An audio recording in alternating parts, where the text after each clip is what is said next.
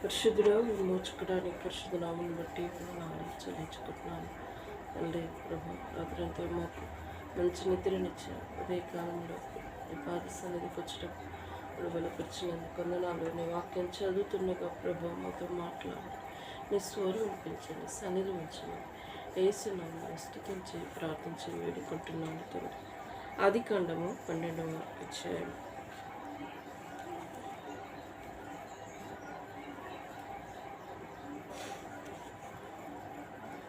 యెహోవా, నువ్వు లేచి నీ దేశం నుండి, నీ బంధువుల యొద్ద నుండి, నీ తండ్రి ఇంట నుండి బయలుదేరి నేను నీకు చూపించిన దేశంలోకి వెళ్ళుము. నేను గొప్ప జనముగా చేసి నిన్ను ఆశీర్వదించి నీ నామమును గొప్ప చేసుదును. నీవు ఆశీర్వాదముగా నుండువు. నిన్ను ఆశ్రయించు వారిని ఆశీర్వదించదను, నిన్ను దూషించు వారిని శపించదను. భూమి యొక్క సమస్త వంశంలో నీ యందు ఆశీర్వదింపబడునని అబ్రహాముతో అనగా, యెహోవా అతనితో చెప్పిన ప్రకారము అబ్రహాము వెళ్ళును, లోతు అతనితో కూడా వెళ్ళును. అబ్రహాము హారాము నుండి బయలుదేరినప్పుడు 70 ఏండ్లు ఈడుగలవాడు. అబ్రహాము తన భార్య శారాయు తన సహోదరి కుమారుడగు లోతును హరానులో తానును వారిలో ఆర్జించిన యావదాస్తిని వారు సంపాదించిన సమస్తమైన వారిని తీసుకొని కానాను దేశంలోకి వెళ్ళుటకు బయలుదేరి కానాను దేశంలోకి వచ్చింది. అప్పుడు అబ్రహాము షకేను నందలి యొక్క స్థలము దాకా ఆ దేశ సమాచారం చేసి మరే దగ్గరనున్న సింధు వృక్షము నదకు చేరను. అప్పుడు కానానీయులు ఆ దేశంలో నివసించిరి. యెహోవా అబ్రహామునకు ప్రత్యక్షమై ఈ సంతానమునకు ఈ దేశము ఇచ్చేదనని చెప్పగా అతడు తనకును ప్రత్యక్షమై యెహోవాకు ఒక బలిపీఠము కట్టెను. అక్కడి నుండి అతడు బయలుదేరి బేతేలునకు తూర్పునకు చేరి పడమటంలో ఉన్న బేతేలునకు తూర్పున ఉన్న హాయికిని మధ్యన గుడారం వేసి అక్కడ యెహోవాకు బలిపీఠములు కట్టి యెహోవా నామమున ప్రార్థన చేసెను.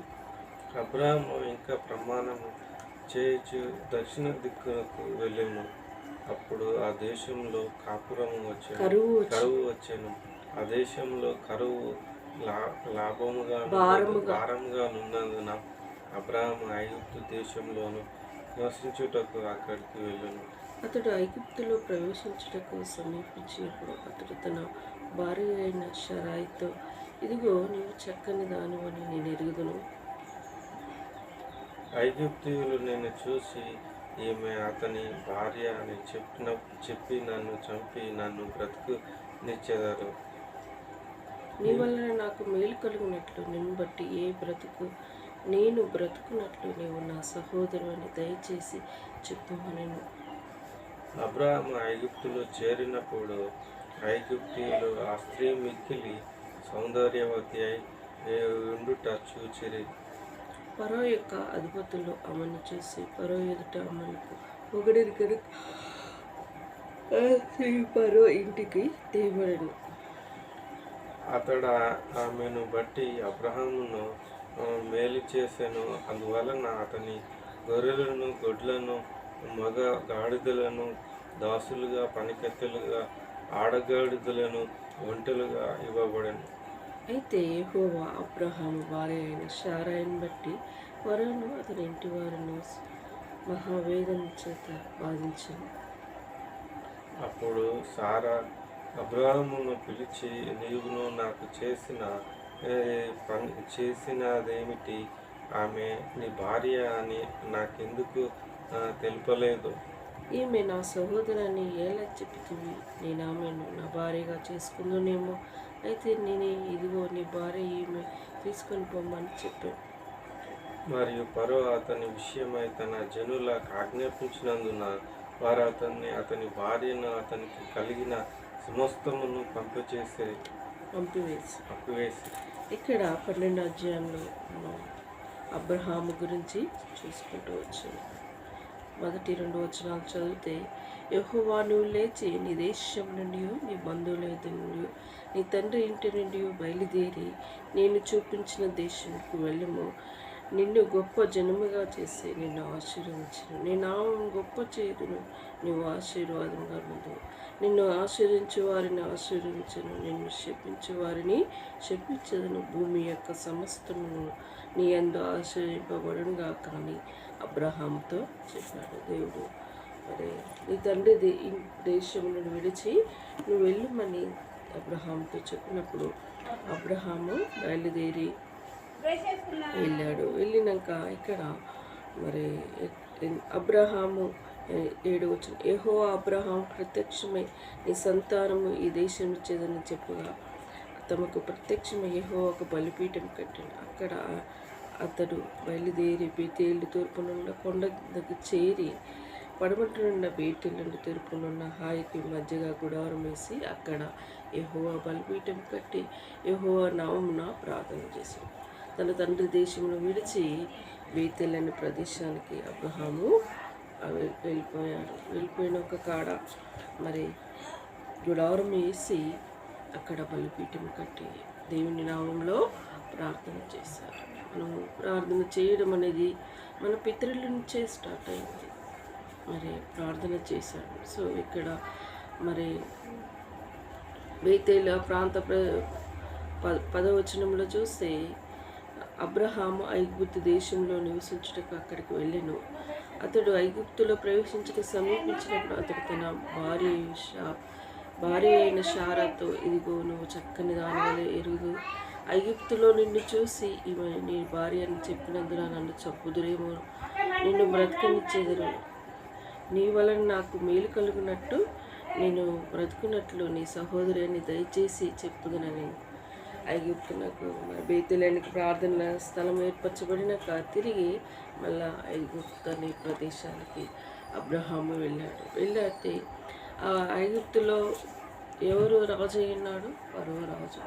అయితే ఈ ఐగుప్తుని దేశానికి మనం వెళ్ళాము, నువ్వు సౌందర్యంగా తెల్లగా ఉంటావు, మంచిగా ఉంటావు, మరి నిన్ను బట్టి ఏమైనా నన్ను హాని చేస్తారేమో చెప్పలేము అని తను ఏం చేస్తూ ఉంటాడంటే,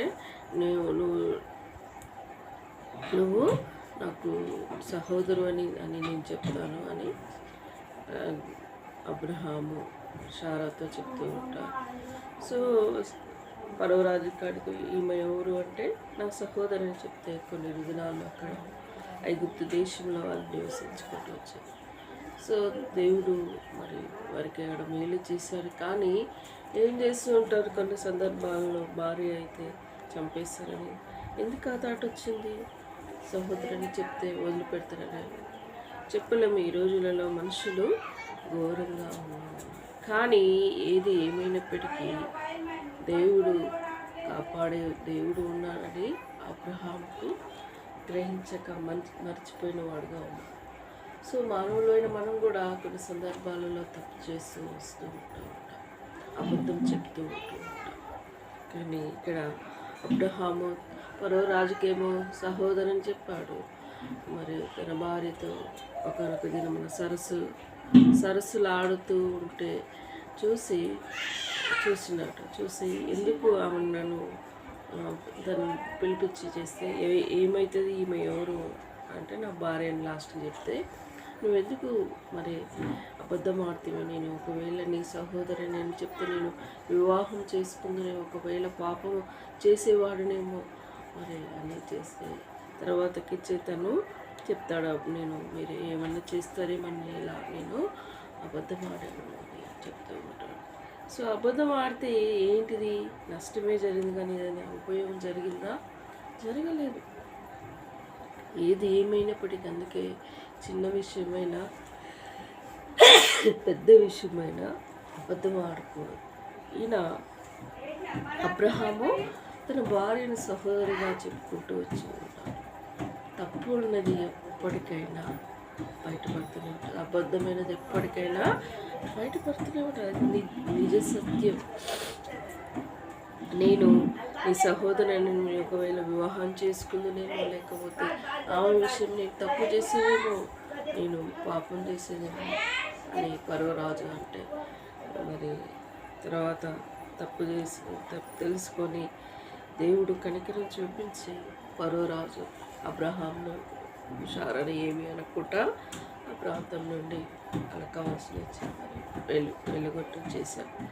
సో ఇది ఇక్కడ ఈ సందర్భం ఎందుకు చెప్పాల్సి వస్తుందంటే మనకి ఏది ఏమైనప్పటికీ మన హృదయంలోని అనుమానాలను బట్టి మన ఆలోచనలు బట్టి అబద్ధాలు చెప్తూ ఉంటారు. అలా చెప్పకూడదు. అది ఏమైనప్పటికీ దేవుడు చూసుకుంటాడు. దేవుడు గొప్ప చెప్పాలి, నిజం చెప్పడమే మనము అలవాటు చేసుకోవాలి. దేవుడి మాటలు దీవించి ఆశ్రయించుగాక ప్రార్థించుకుందాం. పరిశుద్ధుడా విమోచకుడా నీ పరిశుద్ధమైన నామం బట్టి వందనాలు చెల్లించుకుంటాం. తిరిగి ఈ రోజు కోసం సిద్ధపరచండి. మా పనుల్లో, మా చదువుల్లో దేవా మమ్మల్ని సిద్ధపరచండి. గుడ్ ఫ్రైడే, ఈస్టర్ సండే కోసం మమ్మల్ని సిద్ధపరచండి. మా కుటుంబాన్ని సిద్ధపరచండి. దేవా సిలువ వేసిన దినాలు మరణకరమైన దినాలు దేవా నువ్వు మా కోసం చనిపోయిన దేవుడు, తిరిగి లేచే దేవుడు, మృత్యుంజయుడు దేవుడు ప్రభా. అలాంటి దేవుడు ప్రభా భూమి మీద మేము బ్రతికిన కష్టాలు, వేదలు, బాధలు, శోధనలు ఉంటాయి. తండ్రి నీకు వందనాలు ప్రభా. నీ చల్లని చూపు ప్రపంచం కోసం ప్రార్థిస్తున్నాను. ట్రంప్, ఇరాన్ ఆ ప్రదేశం నాయకులు దేవా యుద్ధము విరమించుకుటకు వారు సమ్మతి పట్టుటకు, శాంతపరచుటకు వారికి మంచి మనసును అనుగ్రహించారు. వారి మనసు మార్చు ప్రభు. తెగుళ్ళైనా ఇప్పటికే ఎంతో నష్టం జరిగిపోయింది, ప్రాణ నష్టం కూడా జరిగిపోయింది ప్రభు. వారు బాగానే ఉంటారు కానీ అమాయకమైన ప్రజలు చనిపోయారు ప్రభు. జ్ఞాపకం చేసుకోండి. నష్టపోయింది తిరిగి సంపాదించడం ఎంతో కష్టతరమైనది కానీ దేవా జ్ఞాపకం చేసుకోండి. ప్రభుత్వాలకు వెళ్ళే జ్ఞానం లేదు దేవా వారి బుద్ధిహీనులుగా ఉంటారు.